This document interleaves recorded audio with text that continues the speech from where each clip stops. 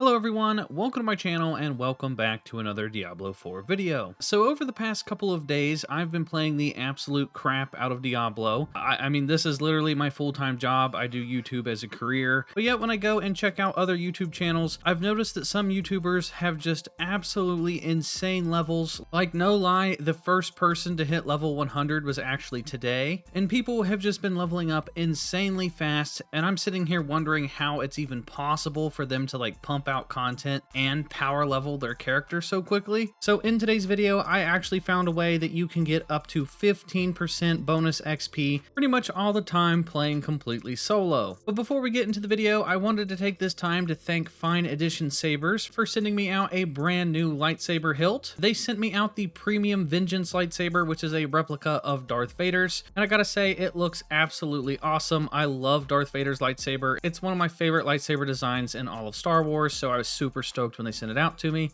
It comes with a stand included, so if you get yourself one of these lightsabers, it will come with a stand so you can prop it up on a shelf like I have. It also comes with this really cool carrying case included. It even has combination codes on the case so you can lock it away for safekeeping. It has a number of different color and sound options, and the quality is no less than perfection. I am absolutely stoked with how it turned out, and I absolutely love how it looks on display on my shelf. Fine Edition Sabers has a number of different lightsaber hilts that you can choose from, so if you want to pick up yourself a lightsaber like mine, then be sure to check out Fine Edition Sabers. I will leave a link down in the description down below and in the pinned comment, and if you use code SWANY, you can get 10% off of your order. So a big thanks to Fine Edition Sabers, and with that, let's get back to the video. Now, if you didn't know, there's an XP bonus that you can get in Diablo 4 if you group up with other party members. Now, you actually get a 5% XP bonus if you're just around other players, so if you're doing a public event or something, you're going to get a small 5%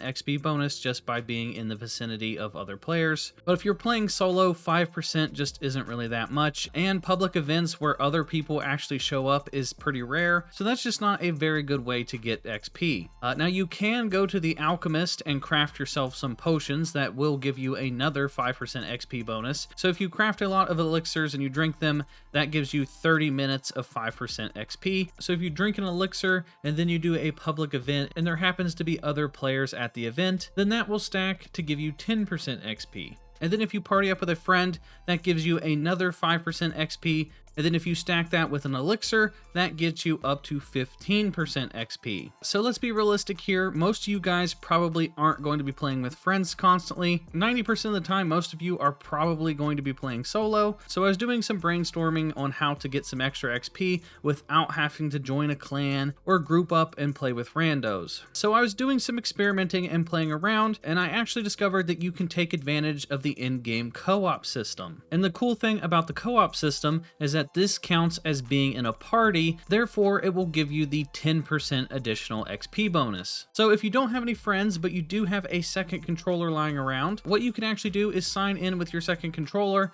and play co-op with just yourself. Because there's actually a really cool feature with Diablo 4's co-op system, and it's if you're playing couch co-op and the second player decides to go AFK, maybe they went to get a snack or maybe they run off to the bathroom, the other player still has the option to continue playing, and then if the second player goes AFK, the AI will take over and they will follow/teleport to the main character wherever they go. So you can just hook up a second controller, you can make them go AFK, and that will give you an additional 10% XP on all of your adventures. And this makes a world of difference because I made multiple alt characters. If you're like me, you want to experiment and play around with every character and every build in the game. And making a new character can be really tedious, and playing the same content over and over and over again can get a bit repetitive. So if you want to do some power leveling, this is a really quick way to do so. When I made my new characters and I played co-op, that extra 15% XP I was getting from the elixirs and having my AFK second controller was definitely making a huge difference. I was able to get my sorcerer character up to level 15 in a little over an hour, which is definitely way faster than my main character when I was playing on the launch day. I didn't hit level 15 plus until about 5+ hours of non-stop grinding. So to do this though, you are going to want to start a new character because the second player has to create a new character and they have to be past the tutorial level. So you are going to need a second controller. You have to make a second account for the guest controller to log into, and then they are going to want you to make a second Blizzard account. So I just used a quick burner email account, made a Blizzard account really quick for my second controller, and then I started up a new game with a new character. And then once I made my new character and I was in the tutorial area, I signed in with the second controller and then just went AFK, and the second player just followed me around wherever I went. And then to make life way easier, I made the second player a necromancer. That way I could kind of micromanage the second controller and have them summon a ton of minions every now and then. Anything to just give me some extra help in combat. And having the second player just follow you around aimlessly is actually really handy for certain boss encounters and stuff, because the enemies will aggro onto the second player, and then that takes some of the focus off of you and actually makes some of the boss encounters a little bit easier. Do keep in mind though that if the second player dies, the XP bonus is going to go away. So if you want to keep that 10% XP bonus going, you can't just let player 2 die and then just wander off. You have to keep player 2 alive if you want to keep that XP bonus going when you're defeating enemies. So if you're doing a boss encounter and the second player ends up dying, which is pretty inevitable, just make sure the boss is really low on health and then revive your second player,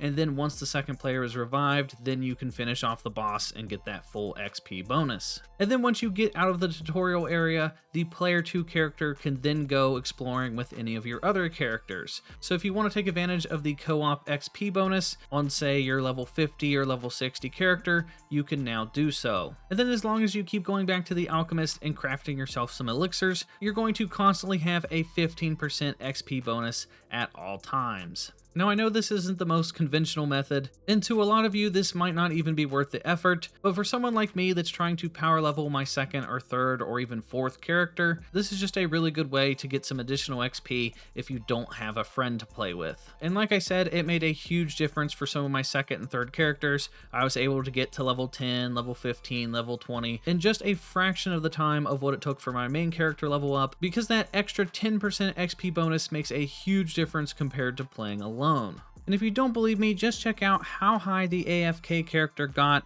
from doing absolutely nothing. So on my sorcerer, I was able to get up to level 17 using this method, and my AFK necromancer character was able to get clear up to level 10 for doing absolutely nothing. So playing with party members definitely makes a big difference compared to playing solo. I mean, the proof is right here with my AFK character alone. So if your friends are online and you don't want to play with random strangers on the internet, you can always just whip out a second controller and do it this way. So that is going to do it for this quick video, guys. Hopefully it helped you out. If you guys enjoyed this video, then please give it a thumbs up. It's greatly appreciated. Hit the subscribe button and hit the bell for notifications. That way you guys don't miss out on any future Diablo 4 videos. And that is going to do it for me, guys, and I will talk to you all next time.